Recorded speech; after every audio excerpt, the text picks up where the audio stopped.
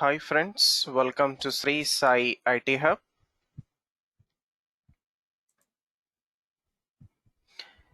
In this video of Core Python Programming, we are going to discuss the following topic: Python for loop, which is a looping control structure. So first of all, what is this control structure? Okay, so looping control structure in Python. So control means condition, structure means indented block of code. So coming to the definition, it goes like this: executing an indented block of code based on a condition is called control structure. Now coming to loop. So looping control structure, they will execute an indented block of code 0 or more times or multiple times. Advantages: code reusability, and we can traverse over a collection of elements. We can process over a group of elements. Now coming to the for loop. So for loop is used to iterate the indented block of code or statements with data structure elements like list, tuple, set, frozen set, dictionary, or range of values or arrays. So the syntax goes like this: for is the keyword followed by loop variable. So loop variable in, you have to pass here any collection or range of values or array, etc., followed by colon. So one element from the collection will be assigned to loop variable and indented block of code is executed. So here, if collection or array or range of values has 5 elements, then loop indented block of statements are executed 5 times. Okay, so depending upon number of elements in the collection, for every iteration one element is assigned to loop variable and its corresponding indented block of code is executed. And we can use this loop variable in the body or indented block of code. So let us try to demonstrate this with a small program. Python for loop example 1.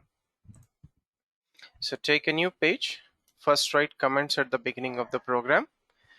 Right, so here we will demonstrate this with the 3 different examples. First, I'm taking a string ss is equals to sai space ram. So for loop variable x in ss, so one character from ss will be assigned to x. S, print s, a, print a, I, space, r, space, a, space, m. So once all the elements are exhausted, it will come out of the loop and print here the last statement like this, end of the program. Right, so save this program in your working directory. So come to the command prompt where you have saved this program and run it. Python for loop example1.py. Right, SAI space RAM, end of the program.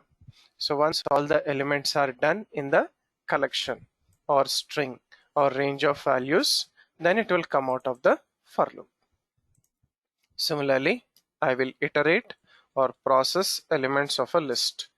So I'm taking list 1, square brackets, 11, 22, 33, 44, 55. So for x in list 1, so first 11 is assigned to x, print 11. 22 is assigned to x, print 22. 33, print 33. 44, print 44. 55, print 55. So no elements in the list, it will come out of the loop and print end of the program. Save it, run. So 11, 22, 33, 44, 55, end of the program.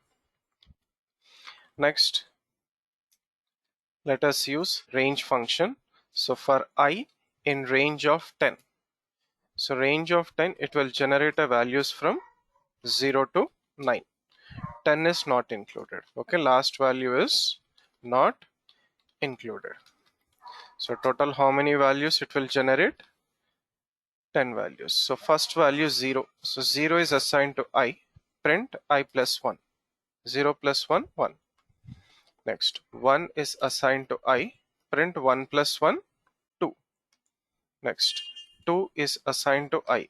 Print 2 plus 1, 3. So on till 9 plus 1, 10. And finally, end of the program. Right, so save it, come to the prompt and run it. So 1, 2, 3, 4, 5, 6, 7, 8, 9, 10. Last one, 9 plus 1, 10.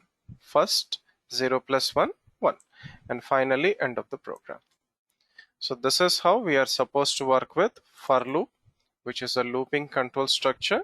It is used to iterate over a group of elements or a collection of values.